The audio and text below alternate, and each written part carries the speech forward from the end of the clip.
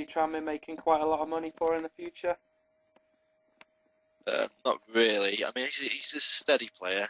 He's nothing spectacular. He's not a Jennings where you can see him, moving up the divisions. I think he's, at the moment, I would say he's probably a steady sort of League One player. Can't see him making, the £1 million mark. But you never know. He's got plenty of room still to develop. Hopefully, he can do that at the club. And, you never know. We could make a profit from if the occasion rose where we needed to sell him. The thing is, though, players like Aaron, left-footed, pretty quick, often a left-footed winger, quite high in demand, can take a set piece, very good at free kicks. Perhaps if he was moved up to midfield, he'd be a much more talented and potential money-making player. Yeah, definitely. I mean, I think it's been tried, hasn't it, this season, push to do it, a 4-4-2 with Zoom at full-back and Aaron on the left side of midfield. I mean, he does cross a great ball. He has got the pace, like you say. Maybe that's his future position. Maybe Les is missing a trick and should push him further forward. But we'll wait and see. He's obviously got youth on his side, so let's hope he keeps improving. And the goal on Saturday should boost his confidence and move on from there. Yeah, looking forward to our next game. MK Dons away on January the 15th. MK Dons very strong at home, but if Tranmere can just improve their defence, maybe with Tony Warner getting a bit more experience with his back four and new signing Michael Kay just slotting in a bit more, can you see us getting a point or even a win there? There's no reason why not. I mean, I recall the game at Prenton Park where probably our best performance really with 4 goals, beat them 4-2. Like you say, defence we need to work on. If we could possibly keep a sheet, obviously that guarantees a point. And all it takes is a Creswell set play or a corner kick or a lucky goal, and you get the 3 points. So it's vital in these away games to actually keep a solid base, and let's try and keep that clean sheet, and then you guarantee the point and work from there. Team news ahead of Saturday. Not looking good for Tranmere. Alfred Aliou, one of our goal scorers, and got an assist in the game against Walsall. He is potentially out of the game. He picked up a slight strain in his leg and has gone back to West Brom for some treatment. And Ian Goodison as well, who came off late on, just before Tranmere lost their shape on Saturday against Walsall. He is struggling as well with a knee injury, and he'd be a big miss, wouldn't he, Paul? Yeah, definitely. I mean, like you say, Goody went off on Saturday against Walsall, and it was just panic stations, wasn't it? Really, he's the linchpin of the back four. Without him, it does look very shaky back in the defence. So hopefully, fingers crossed, he can get fit. He always seems to work the miracles with the injuries. I mean, I don't think he's 100% fit at any time. So if he can get anywhere near match fit, then I'm sure he'll be in the team. Like you say, building up a good relationship with Tony Warner is important. Good relationship between the goalkeeper and the back four to hopefully strengthen that area of the team. Definitely, yeah. Despite the team losing shape when Goodison went off, though, I didn't think any of the back four particularly had a bad game, and I thought particularly Michael Kay was very impressive on loan at right back, and I thought McChrystal looked okay when he came on, won a few headers, didn't do anything particularly major. The problem was that we just dropped too deep.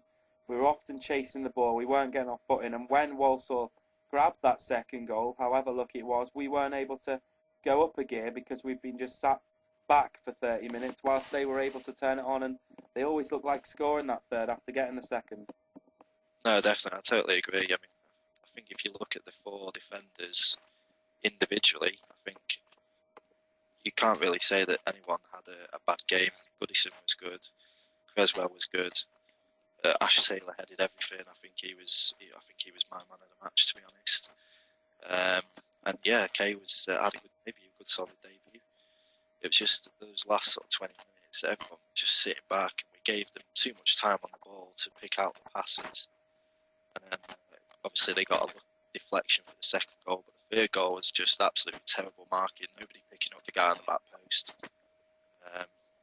Stuff like that needs to be sorted out, really. You've got to pick up your man, especially in the last minute of the game. If a cross is coming into the box, you've got to pick him up and at least get a challenge in. It was just a free header at the back post that cost us 2 valuable points, and hopefully that doesn't cost us at the end of the season.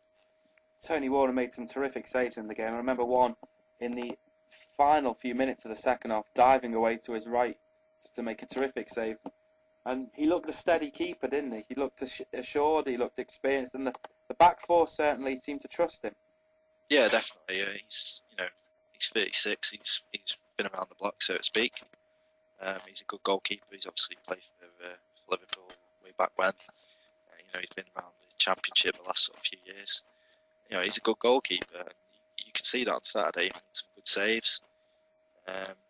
There's nothing he can do about the 3 goals, I don't think, really. I think the only issue we've got with him is his beard, isn't it? Well, he's challenging Marlon Brooms for the best Denzel lookalike. or also, I've been told by someone on Twitter that he looks a bit like someone off Come Fly With Me. You're right, indeed. Yeah. One of the characters. It's great for Joe Collis to have someone so experienced at the club, though. Over the last couple of years, he's only really had Luke Daniels to work with. Gunnar Nielsen never really at the club because of his injury, and I believe Peter Galacci still trained with Liverpool when he was with the club. So Costa often been working on his own, and it'll be great to have someone who has been around the block, has played 300 or so first team games at a higher level than this, and will be able to teach him quite a few things about goalkeeping. Yeah, definitely. I think last season we didn't actually have a full-time goalkeeping coach either, so that hasn't helped either. Obviously got Simon Miotto there at the moment, who's obviously helping Joe, and you can see he has come on in the few months that Simon's been at the club. He has progressed with Joe, and Joe's, I would definitely say he's come on leaps and bounds in the last sort of 6 months. So that's a plus point as well. Like you say, Tony Warner's experience can only help push Joe on to that next level as well. So it's all good. And I think we do need an experienced goalkeeper, as much as Joe has done really well. It's a really tough part of the season at the moment, so we need that little bit of experience, a steady head to see us through. We've got a final bit of news before we close up today, and that is that the game against Sheffield Wednesday, it was originally meant to be on the 29th of January at Hillsborough, has been moved due to Sheffield Wednesday's progression in the FA Cup. That'll now be on the 22nd of March at Hillsborough. And that means we've got a free Saturday, Paul. We play Rochdale a few days later. Do you think the club should move that game to the Saturday? I would think that would be a very good idea. I mean, we've been talking amongst ourselves about it. Saturday is always a preferential day for football in my book. You'll get a bigger away turnout, I would imagine. Instead of people rushing away from work, I would move it to the Saturday if we can, or possibly rearrange one of these games that have been rearranged for Tuesday night later in the season. If we could possibly move it to that free Saturday, obviously gives us a game on that date. Stops us going sort of 10 days without a match. And if we could get a game on of some sort on that date, then that would be a bonus, I would imagine. It would be indeed, and definitely better to get more gate receipts. Finally, now we've got our email topic for next week, and after the news today that Thierry Henry is back training with Arsenal in a bid to keep match fit before the MLS season kicks off again in a couple of months' time, we're asking which current player who is an ex-Tranmere player would you welcome back to Prenton Park? Now, there's so many to choose from. There's Jason Kumas, Steve Simonson, Clint Hill, Joe Murphy. There's a lot of names out there. We want to know, who would you have back? And Paul, where can people contact us with that? Okay, number one would be the email. So if you email us at podcast@total-tranmere.co.uk, and maybe state a little reason why you would you would like that particular player to come back to the club. You can also get us on Twitter. Matt mentioned the Twitter pages earlier, but I'll run through them again. Twitter.com/Total Tranmere. There's no spaces in between that. And you can catch me on Twitter.com/Paul82. You can also get us on Facebook as well. If you search for Totally Tranmere on Facebook, we've got a page on there, and I'll put all the details on. And you can leave us a message on Facebook as well. That is all then for this week. Thanks very much for listening. We're looking forward to hearing from you with regards to which player you'd love back at Tranmere, and we hope that you've enjoyed the show, and we hope you tune in next week. So from me, it's goodbye, and goodbye from Paul too. Yeah, if I could just put one final shout out to Chris Hopewell, who's helped us set up a YouTube channel. You can also find the podcast on YouTube. Subscribe to our channel. Just while we get set up on iTunes, it's a subscription option on YouTube, so you get an email